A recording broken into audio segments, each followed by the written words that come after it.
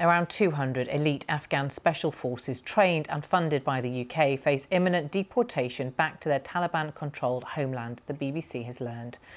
The figures gathered by a network of Afghan veterans reveal the scale of what one former UK general called an absolute betrayal. The soldiers concerned fled to Pakistan, which now says it will expel what it considers to be Afghan refugees.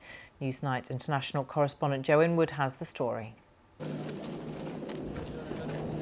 They were Afghanistan's elite, CF 333 and ATF 444, known as the Triples.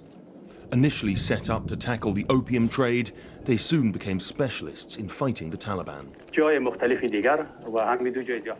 At first, we carried out thousands of operations to destroy the drugs trade. Then, after 2007, when the Taliban networks gradually started their activities, we carried out operations against them whenever they were. Ali spent nearly 2 decades on the front lines. This is him with members of British Special Forces. The Triples were at the front end of the UK's supported counter-terrorism operation. They did the most dangerous, the most difficult, the most important missions accompanied by British soldiers, and did many things that British soldiers didn't do. Now, Ali's in hiding in Pakistan. He shows us around the single room where he and his family have barely left for 3 months.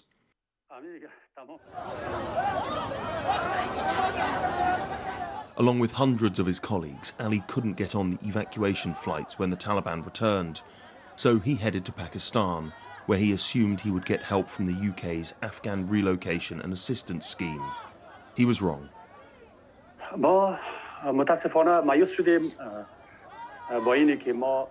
I have been so disappointed.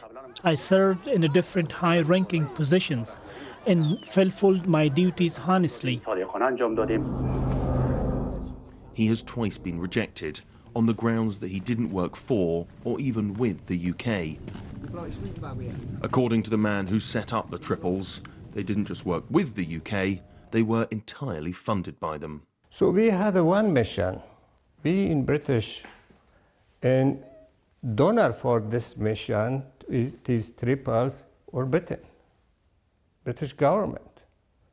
It is crystal clear. So 100% we work together. That work made them fierce enemies of the Taliban. For Ali and his colleagues, being sent home could be a death sentence. We know of many former soldiers who were recognized and have disappeared, almost certainly killed. When Iran and Pakistan deport people, the Taliban have a list in our biometric data. The Arab scheme is managed by the UK Ministry of Defence. In a statement they said, each Arab application is assessed individually and in accordance with published policy. We do not automatically make a decision on eligibility based on a job role. As Pakistan seeks to find and deport Afghans living there illegally, Ali says time is running out. He hopes the UK will help him before it is too late.